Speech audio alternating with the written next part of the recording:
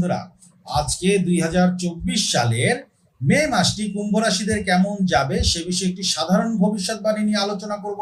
তো বন্ধুরা, মে মাসের প্রথম 10টি দিন অর্থাৎ 1 তারিখ থেকে 10 তারিখ পর্যন্ত কুম্ভ রাশির উপরে বৃহস্পতির প্রভাবে কাজের অতিরিক্ত চাপ তৈরি হবে, যার ফলশ্রুতিতে কুম্ভ রাশিদের অলসতা এবং উদাসীনতা অটোমেটিকলি কেটে যাবে এমন একটি প্রভাব পড়বে। কারণ এ সময় এই যে বৃহস্পতি গ্রহ সে কিন্তু চলে যাবে বৃষ রাশিতে। এই বৃষ রাশিতে যাওয়ার ফলে আপনাদের উপরে একটি প্রেশার আপনারা অনুভব করবেন। এটি খারাপ কোনো কিছু না, এটি আপনার কাজের যে কাজগুলো আপনি করবেন সে কাজগুলোই আরো পরিপূর্ণভাবে করতে পারার মতো একটি প্রেশার আপনার উপরে পড়বে।